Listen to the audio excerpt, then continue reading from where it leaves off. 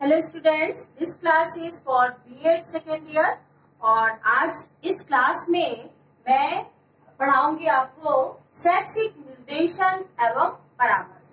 ये बेटा आपका फोर्थ पेपर है और अगर हम पार्ट की बात करें तो ये पार्ट बेटा 2 है। फर्स्ट पार्ट में हम लोगों ने चर्चा की थी कि निर्देशन का अर्थ क्या है और उसकी परिभाषाएं क्या है।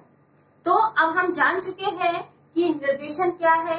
निर्देशन एक सहायता मात्र है जो किसी भी समस्याग्रस्त व्यक्ति की समस्या का समाधान करने के लिए एक सहायता मात्र है।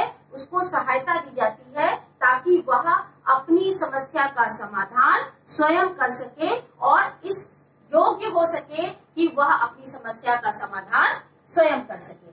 तो बच्चों, आज हम जानेंगे कि निर्देशन की विशेषताएं क्या क्या होती है। बच्चों देखिए, अगर हम निर्देशन की बात करें तो देखिए ज्यादातर क्या होता है कि मोस्टली लोग ये सोचते हैं कि निर्देशन और परामर्श दोनों ही समानार्थी है, मतलब दोनों का अर्थ एक है।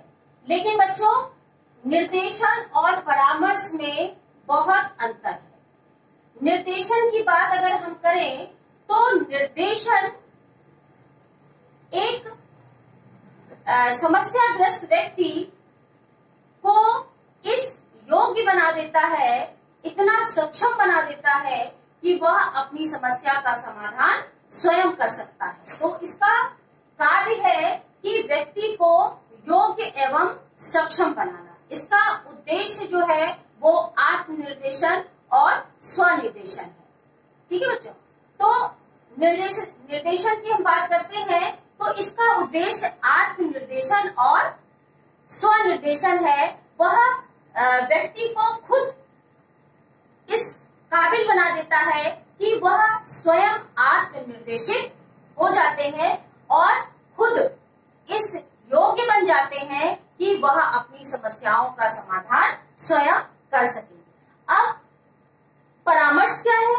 परामर्श बच्चों एक समस्याग्रस्त व्यक्ति जिसकी समस्या है उसको दिया जाने वाली एक सलाह मात्र है, जिसमें कि परामर्शदाता परामर्श प्राप्तकर्ता के सामने बैठता है और परामर्श प्राप्तकर्ता अपनी समस्याओं की चर्चा परामर्शदाता के सामने करता है और परामर्शदाता उस समस्या से संबंधित जितनी भी जानकारियां, जितने भी तथ्य, जितने भी सूचनाएं होती है वह एकत्रित करता है और उसके बाद उसे क्रमबद्ध तरीके से उसका अध्ययन करके निष्कर्ष निकाल करके उसे एक उचित सलाह देता है और उस सलाह को मान करके वह जब आगे अपनी समस्या के प्रति रूबरू होता है तो वह अपनी समस्या का समाधान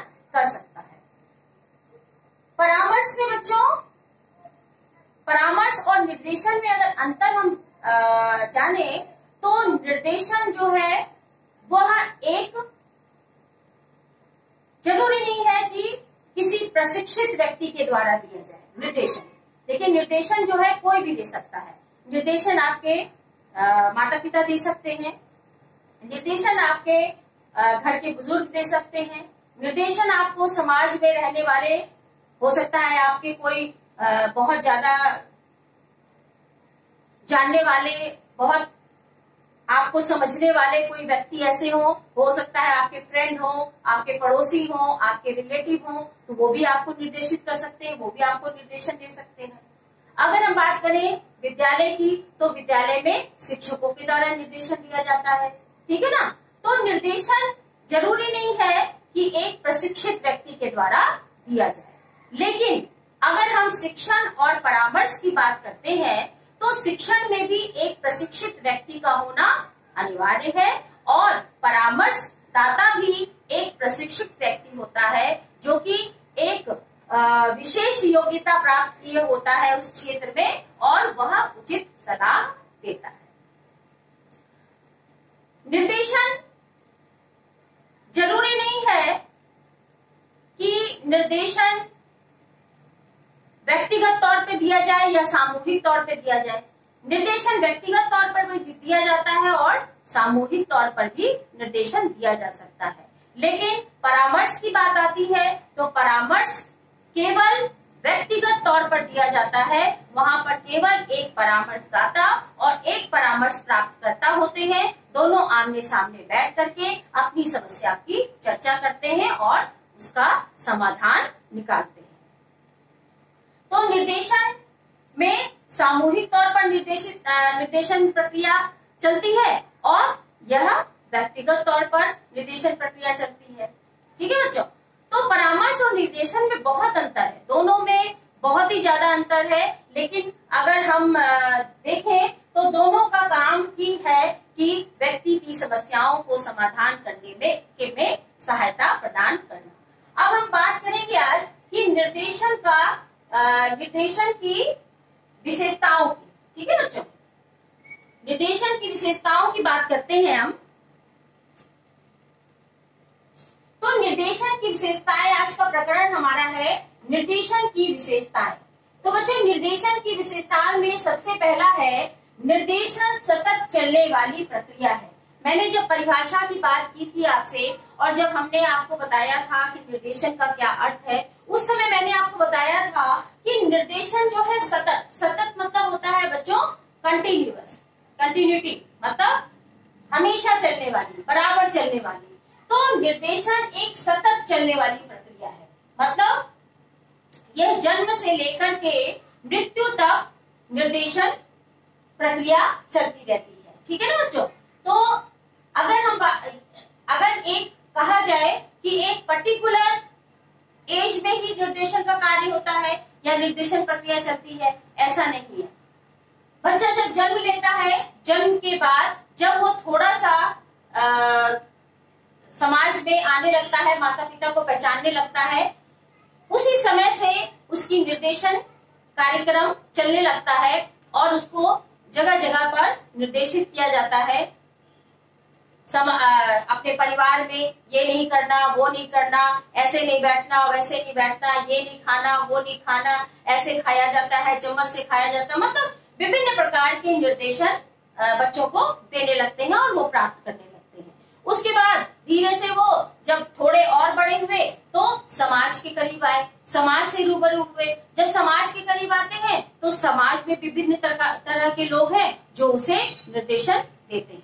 तो कहीं ना कहीं अगर देखा जाए, उसके बाद उसे विद्यालय में प्रवेश होता है। जब विद्यालय में प्रवेश लेता है तो उसे विद्यालय में तो बहुत ही ज्यादा निर्देशन का काम होता है। अगर पहले की बात करें हम, तो पहले ऐसे निर्देशन प्रक्रिया की शिक्षा से संबंधित चीजों में इतनी ज्यादा जरूरत नहीं पड़ती थी। लेकिन आज की हम आधुनिक शिक्षा की अगर बात करें तो निर्देशन के लिए अनिवार्य रूप से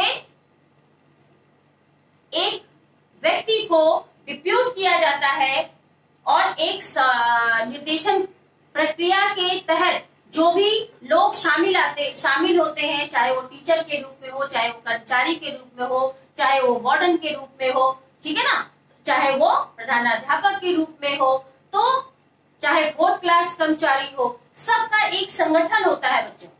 उस संगठन के तहत बच्चों को निर्देशित किया जाता है।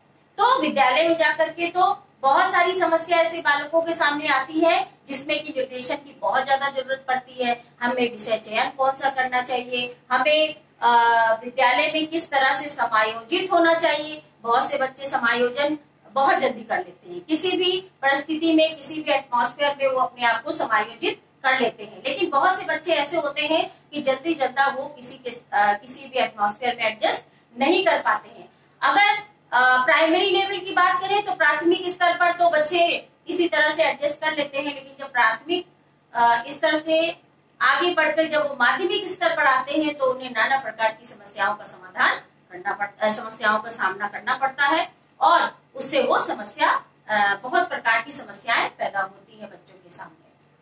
उसके बाद माध्यमिक स्तर से जब वो बालक आगे चल के विश्वविद्यालय स्तर पे आता है तो उसे व्यवसाय से संबंधित, विषय चयन से संबंधित, समायोजन से संबंधित विभिन्न प्रकार की समस्याएं आती हैं। तो अगर हम ये कहें कि सतत चलने वाली प्रक्रिया है, मतलब जीवन भर जन्म से लेकर के मृत्यु दम तक निर्देशन प्रक्रिया चलती रहती है। नेक्स्ट है निर्देशन शैक्षिक सेवा के रूप में। निर्देशन का काम शिक्षा से संबंधित सेवा प्रदान करना है। शिक्षा जगत में निर्देशन की बहुत एक अगर कहें कि शिक्षा से संबंधित निर्देशन एक अहम भूमिका निभा रही है। अगर शिक्षा, अभी मैंने आपको बताया कि शिक्षा से संबंधित बहुत प्रकार की समस्याएं हमारे बालकों के सामने आती है और उसका समाधान करने के लिए हमारी निर्देशन प्रक्रिया उनकी मदद करती है।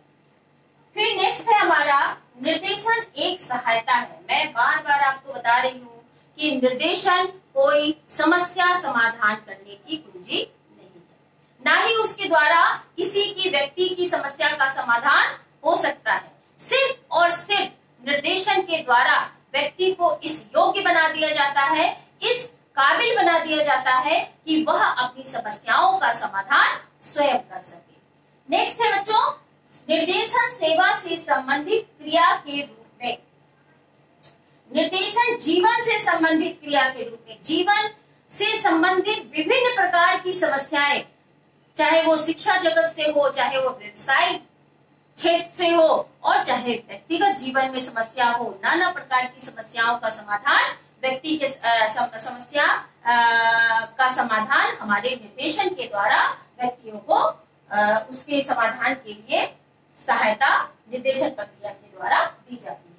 फिर समायोजन की क्षमता विकसित करने के लिए मैंने आपको बताया कि एडजस्टमेंट, चाहे वो व्यवसाय में हो और चाहे वो शिक्षा में हो और चाहे वो व्यक्तिगत जीवन में हो। आज हमारे समाज में विभिन्न प्रकार के व्यक्तिगत जीवन से संबंधित विभिन्न प्रकार की समस्याएं आ रही हैं। आज जॉइंट फैमिली से एकाकी फैमिली में परिवार बंट रहे हैं। क्यों? क्योंकि समायोजन नहीं है, व्यक्ति समायोजित नहीं हो पा रहा है। ठीक है ना।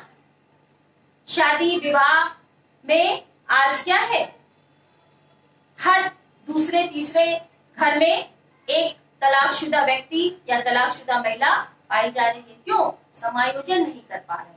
कहते हैं मेरी बेटी अब शादी करके गई है, अब नहीं जाएगी, क्योंकि वो ससुराल में समायोजित नहीं हो पा रही है। तो कहीं ना कहीं जीवन से संबंधित बहुत सारी समस्याएं हमारे व्यक्तियों के सामने आती है और उन सभी समस्याओं का समाधान करने के लिए एक उचित निर्देशन प्रक्रिया के द्वारा इन सभी जीवन से संबंधित समस्याओं का समाधान करने में उनकी मदद निर्देशन प्रक्रिया के द्वारा दी जाती है। समायोजन की समस्या आती है तो उसकी क्षमता को विकसित करने के लिए निर्देशन प्रक्रिया एक अहम भूमिका निभाती है। फिर भावी जीवन की तैयारी करने में सहायक, हमें कल क्या करना है, हमें भविष्य में क्या बनना है, हमें कौन सा व्यवसाय चुनना है।